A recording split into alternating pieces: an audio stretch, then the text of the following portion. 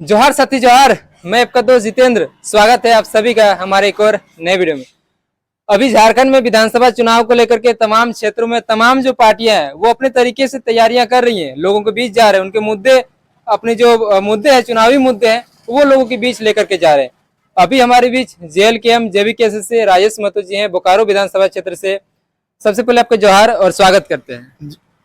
आपका भी चैनल्स को और चैनल के जितने भी आपका व्यूअर्स हैं उन लोगों को भी हम धन्यवाद देते हैं, आभार व्यक्त करते हैं आपको भी कि आपने इस काबिल हमको समझा कि हमारी बात को लोगों के बीच में पहुंचाने का काम कर रहे हैं।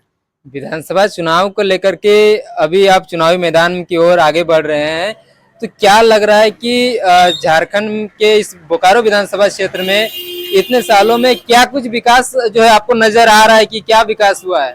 देखिए, झारखंड में तो जिस उम्मीद के साथ हमारे पूर्वजों ने जिस तरह बलिदानी, जिस सपना के साथ झारखंड को लेने का काम किया है, कहीं न कहीं हमारे झारखंडियों के साथ मिलकर जिनके खिलाफ झारखंड लिया गया था उनके साथ मिलकर हमारे झारखंड में जल, जंगल, जमीन सबको लूटा जा रहा है। हमारे जो नौकरी है, नौकरियां जितने हमारे नौजवान पढ़े लिखे हैं उसका अधिकार को भी लूटा जा रहा है।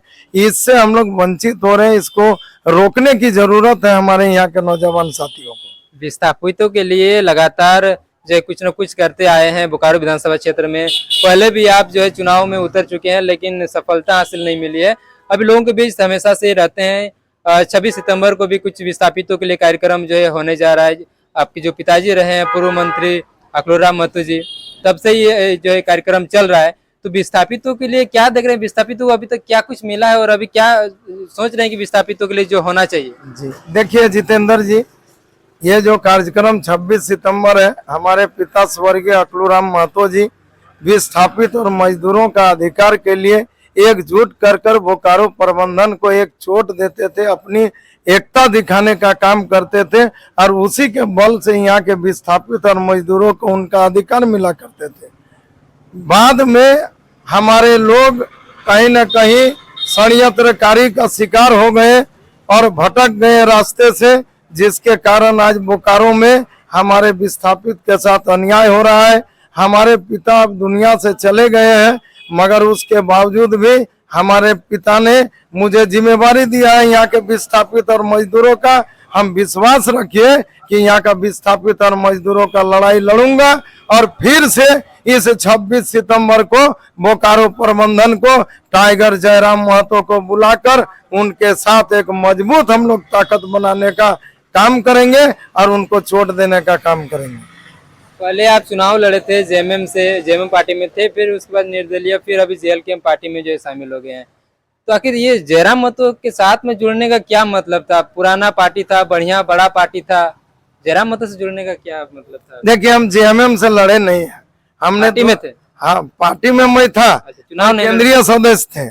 मगर हेमंत सोरेन जी ने जब बदलाव यात्रा और संघर्ष यात्रा किए थे तो हम लोग केंद्रीय कमेटी का सदस्य थे। भारी केंद्रीय कमेटी की मीटिंग में उन्होंने कहा था कि हम लोग अकेले चुनाव लड़ेंगे, 81 विधानसभा लड़ेंगे हमारे झारखंडी नौजवानों को अधिकार के लिए।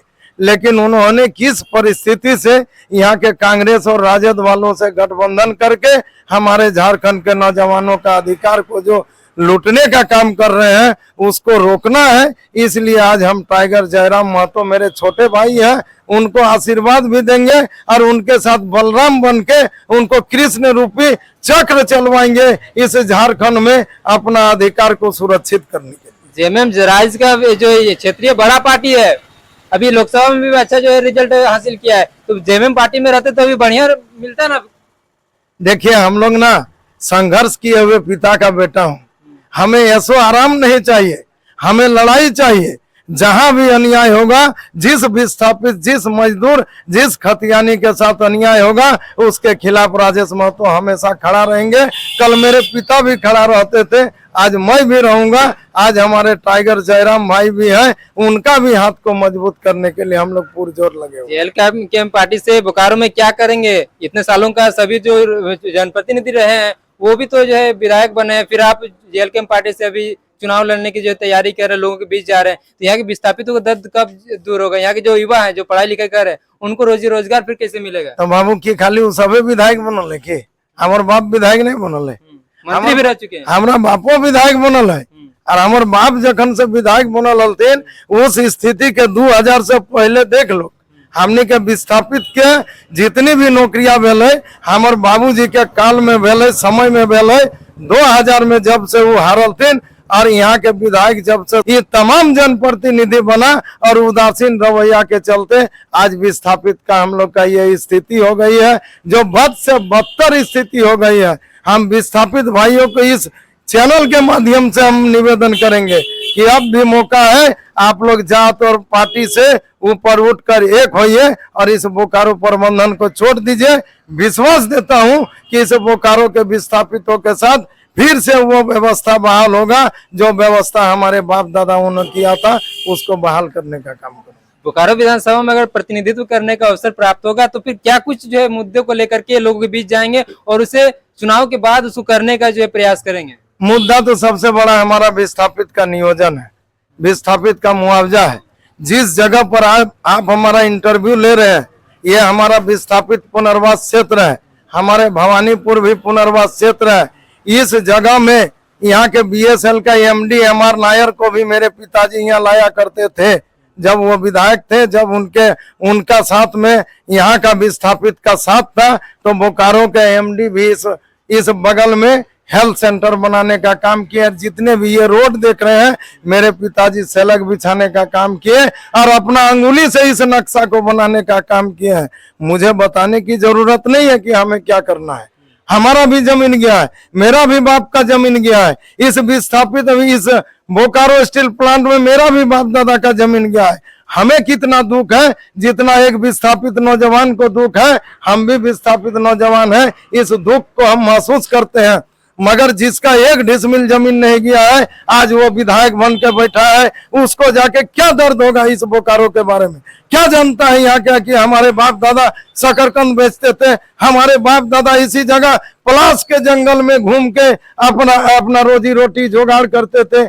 एक सपना देखे कि बीएसएल प्लांट बनेगी तो हमारे नौजवान लड़का, हमारे आने वाला पीढ़ी पढ़ेगा लिखेगा, अब पढ़ लिख के डॉक्टर इंजीनियर एसपीडीसी बनेगा। मगर आज दुख की बात है कि हमारे नौजवान पढ़ने लिखने के बाद भी आज हमारा विधायक गैर विस्थापित है। ये सबसे बड़ी दुख है। हमारे पढ़े लिखे नौजवान, आपको समझना है कि जिसकी जमीन गई है वही इसका दर्द जान सकता है। ये फैसला आने वाला 2024 का जो चुनाव होगी इसमें आपके हाथ में फैसला है कि विस्थापित का बेटा को हाथ में आप ताकत दीजिएगा कि गैर विस्थापित के हाथ। बीएसएल बैठने के बाद में नौकरियों तो सभी को तो मिली ही थी ना पहले? जी एकदम मिली है। तो फिर अब किसी मेरे पिता के समय में मिला है। जब जब अकलूराम महतो विधायक बने हैं, जब जब अकलूराम महतो की शक्ति आई है हाथ में, यहाँ पर विस्थापितों की नौकरी हुई है। लेकिन अकलूराम महतो के हाथ से जब से शक्ति गई है, मैं दावे के साथ कहता हूँ कि जितने भी विधायक और सांसद हैं एक ने भी यहाँ के विस्थापितों को किसी भी प्रकार का मुआवजा नियोजन दिलाने का काम और क्या नौकरी चाहिए? एक बार तो मिल चुका था ना। मिल गया तो क्या हुआ? 4.5 मिलियन टन बना। बीएसएल कहता है कि हम 16,000 नौकरी दिए हैं, आप बोलते हैं 15,000 मिलियन टन। हमको 15 मिलियन टन ये प्लांट बना है। तो आप जब जाके प्लांट की बढ़ोतरी करेंगे तो हमारी नौकरी की बढ़ोतरी भी होनी चाहिए। 4.5 मिलियन टन में जब 16,000 नौकरी, तो 15 मिलियन टन में कितनी नौकरी होनी चाहिए? और नौकरी आप देंगे ना? यदि नहीं देंगे तो विश्वास मानिए कि इस बोकारो स्टील प्लांट का जीर्णोद्धार नहीं हो सकता है, नहीं हो सकता है। विस्थापित को यदि परिवार बना के नहीं चला बोकारो प्रबंधन, यहाँ का नौजवान के साथ यदि न्याय नहीं किया तो हम दावे के साथ कहते हैं कि इस बोकारो स्टील प्लांट कभी नहीं बढ़ सकता। क्षेत्र की जनता हर बार तो चुनाव में किन्हीं को वोट जो है करते हैं और यहाँ पर से जो है विधायक बनाते हैं, लेकिन फिर वही घूम फिर के विस्थापितों का मुद्दा आ जाता है। 2024 में फिर से वही मुद्दा आ रहा है। तो आखिर अभी क्षेत्र की जनता राजेश महतो के ऊपर किस प्रकार से विश्वास करेगी कि क्षेत्र की जनता के लिए आप उनके भलाई का जो है काम करके काहे नहीं विश्वास कर में? कोई पहले विश्वास कर पा रहे हैं बिरंची नारायण? कांग्रेस के प्रत्याशी श्वेता सिंह को हकर पर तोर भरोसा हो और अपन बेटा पर भरोसा नहीं हो तो तोर दुर्मति ने तो की लिखल अपन बेटा पर भरोसा ना है आ बेटा पर भरोसा तो तनिक दुर्मति ने तो की लिखल है। ये दुर्मति से कोई नहीं बचा सकता है। यदि कोई बचा सकता है तो वो राजेश महतो माटी का बेटा बचा सकता है। इसके अलावा विस्थापित को कोई नहीं बचा सकता है। ये हम दावे के साथ बोलते हैं। चुनाव में इतने बड़े बड़े पार्टियां हैं, जेएलके पार्टी अभी नई नई बनी है, चुनाव सिंबल भी कुछ दिन पहले ही आया हुआ है। अरे बाबू, अकलू राम महतो के जमाने में यहाँ भाजपा कांग्रेस घुटना टेकल है।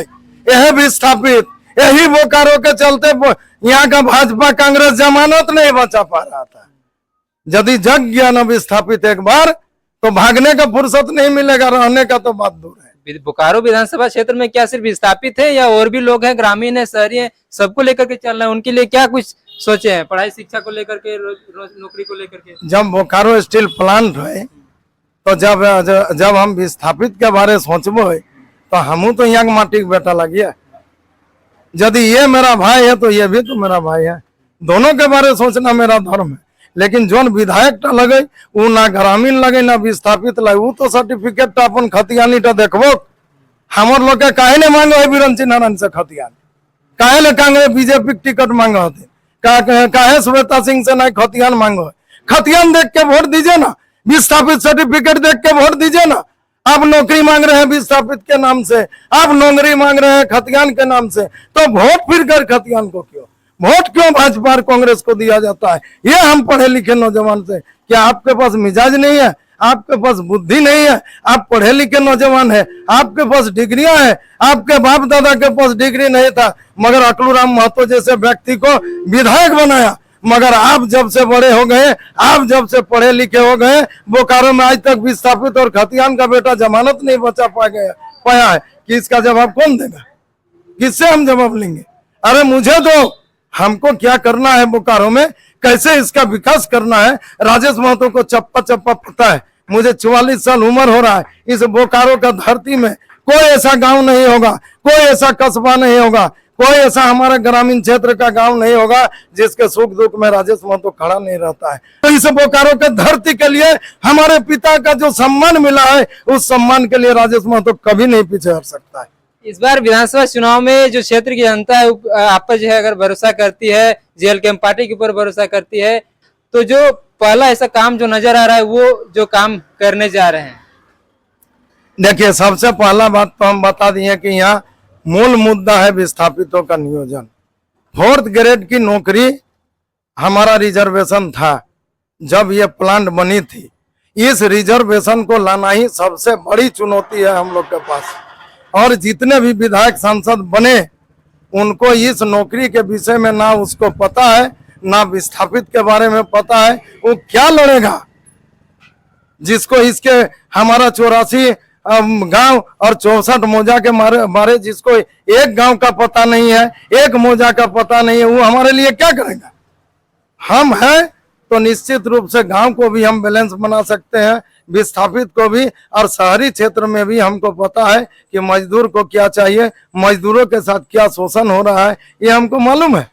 हम उसको पूर्ण रूप से कर सकते हैं अच्छे तरीके से। जितने भी प्रत्याशी हैं, जितने भी जनप्रतिनिधि हैं, उससे कहीं ना कहीं हमें बेहतर यहाँ के विषय में मालूम है कि हमें यहाँ का नौजवान, हमारे विस्थापित, हमारे मजदूर को क्या शोषण हो रहा है, इस शोषण से कैसे मुक्त करेंगे। बोकारो विधानसभा क्षेत्र के वासियों को क्या संदेश देना चाहेंगे चुनाव को लेकर के? देखिए, हम यही संदेश देंगे कि यदि आपको खतियान चाहिए, यदि खतियानी को अधिकार चाहिए, यदि विस्थापित को अधिकार चाहिए, तो 2024 में आप भाजपा कांग्रेस का टिकट नहीं मांगिएगा। जो भी आपके पास वोट मांगने आएगा उसको बोलिएगा तुम अपना खतियान दिखाओ और तुम अपना विस्थापित सर्टिफिकेट लेके आना, तो तुम्हारा अधिकार जरूर मिलेगा। आप उसको देखकर वोट करिए और उसको देखकर विधायक बनाइए, आपका अधिकार जरूर मिलेगा। ये हम दावे के साथ कहते हैं। समय देने के लिए बहुत बहुत धन्यवाद। आपको भी बहुत बहुत धन्यवाद। हमने आपको लेट कराया, इसके लिए हम आपको मना क्या कहेंगे, आपसे माफी तो नहीं, आप हमसे छोटे भाई हैं, मगर आइंदा आगे से नहीं होगी। आप मेरे लिए रुके। आप तमाम जो साथी हैं, हमारे कैमरामैन सहित सभी को मेरा आशीर्वाद है। हम बड़े हैं आप लोगों से, इसलिए आशीर्वाद दे रहे हैं।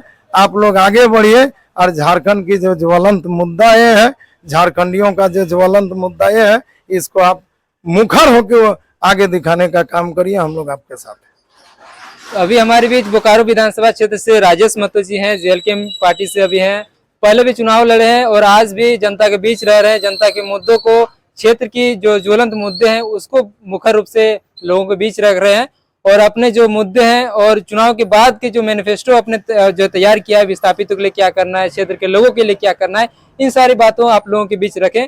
बाकी देखिए इस बार बोकारो विधानसभा क्षेत्र में यहाँ के जो वासी हैं वो किन्हें जो है यहाँ का प्रतिनिधित्व करने का अवसर देते हैं। बाकी आप सभी का धन्यवाद। जोहार, जोहार झारखंड, जय झारखंड।